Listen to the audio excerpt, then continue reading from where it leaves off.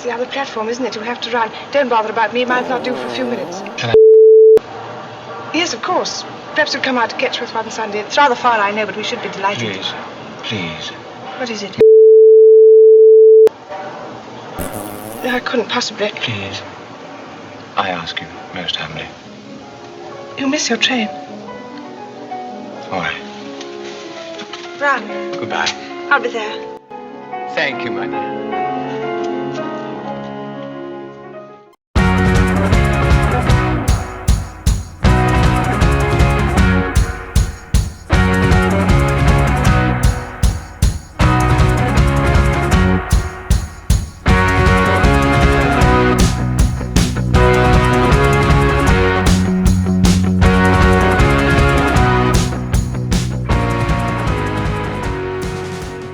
Carnforth is like a small version of Lancaster, only without the castle, or the priory, or the Ashton Memorial, or anything interesting at all, really. Like so many other Lancastrian towns, it could benefit from some handrails. I could do with more exercise. There's nothing like a nonagenarian, laden with shopping bags hurtling up the pavement and passing me as I lean wheezing against the lamppost like a deflated dinghy to ram the point home. Brief Encounter was filmed at the station. Did you know that? If you didn't, you will be by the time you leave, because the place is obsessed with this fact. Brief Encounter was a 1940s wartime melodrama come romance with lots of agonising and very little physical doings, and not, as some people think, a situation comedy about an underwear department. The occasional steam train still rumbles past. One went through when we were there, but we didn't film it because it takes my camera an age to turn on, much like me these days. Most of the station is taken up with a manic obsession for Trevor Howard and Celia Johnson, Brief Encounter being the only event of significance that ever happened in Carnforth. Room after room is fat with information regarding the now largely forgotten film. There's a gift shop, which we didn't film because the shop assistant was giving us our looks, selling Brief Encounter tote bags, Trevor Howard posters, David Lean clocks, Stanley Holloway boxes, Brief Encounter postcards, Celia Johnson bubble bath, no cowards on springs, etc. I bought a Brief Encounter fridge magnet, carried away by the romance of it all. One room resembles a 1940s cinema, where the film is forever played on loop. Unlike a normal 1940s cinema, however, I wasn't allowed to smoke, so I didn't catch the end of it.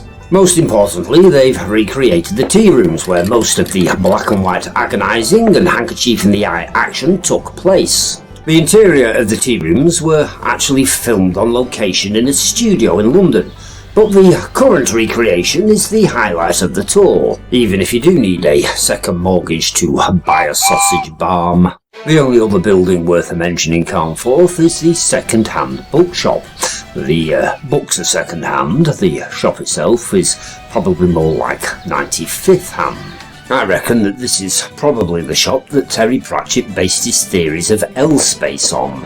A labyrinth of rooms beyond rooms, with stairs of all shapes and steepness, leading to unexpected cubbyholes and attics and stuff. After hours of stumbling around in cheerful confusion, me and Jeannie McIntosh eventually located what appeared to be the centre of the known universe, with a coffee table in it. It's a sort of indoor Hampton Court maze, only with less threadbare hedges in it. Whereas Carnforth the town might just resemble a spider's sneeze on the Ordnance Survey map, Carnforth the wider district has a few curios in it worth looking at, such as the medieval, it might be older Packhorse Bridge, spanning the River Keir below the viaduct. We missed it the first time around, following the train tracks for a couple of miles before realising our mistake and traipsing back. It's an intriguing, unstable looking old structure which I felt compelled to cross with reckless abandon.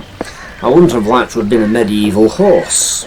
Then there's the Gamekeeper's Tower, a Victorian ruin that presumably was a gamekeeper's lodge of some sort at some point or other, although nobody seems to know for sure, which was where me and Jeannie McIntosh headed next. The tower stands, or half stands, at the end of a public footpath. Not that you'd know it, because there's a caravan park on the way now, and any indications as to where the footpath runs have been obliterated. The gate to the summit on which the tower stands was deliberately surrounded by a mud bath as well, in which Jeannie Mackintosh took a tumble and ended up looking like Pigpen from Peanuts. I was going to film her misadventure because it made me laugh, but that Zimmer frame of hers can be deadly, so I didn't bother. Just outside the pointless but not without its charms village of Overkellet stands St Cuthbert's Church, parts of which date back to 1215, with a font that date backs even further, to about 900 AD.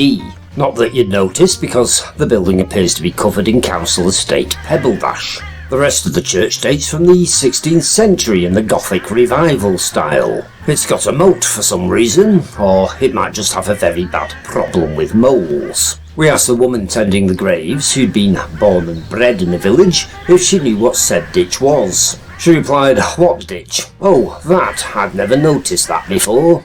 We mustn't forget nearby Borwick Hall, a rambling Tudor pile that occupies most of Borwick village. We weren't allowed inside. It's a residential outdoor education centre for children nowadays, and filming such places, however innocently, has become difficult since all that Jimmy Savile stuff. Borwick Hall is said to be haunted by a girl who, going on hunger strike in protest against her arranged marriage, ended up locked in the tower, where her parents forgot about her and she starved to death. Borwick Hall has a priest hole, in case you're not up on Lancastrian history, but you have been watching the news about Catholic priests, then a priest hole is probably not what you think.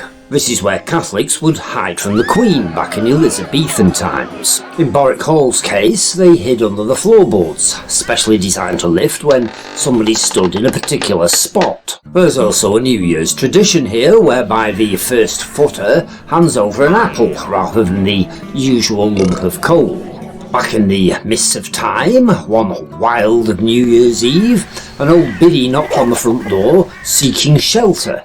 She was given lodgings and breakfast in bed, dippy eggs and soldiers probably, and by way of reward she handed the lord of the manor an apple, which he was told to hang above his fireplace and leave there. The apple, for reasons never explained, was said to bring the household luck throughout the year. Anyhow, like I said, we couldn't get in, so we went to nearby Priest Hutton instead.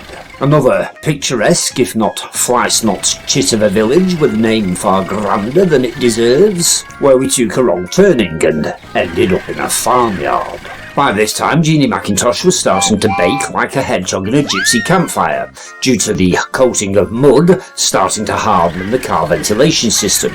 So we decided to abandon our brief encounter with Carnforth, did you see what we did there, and bugger off home instead.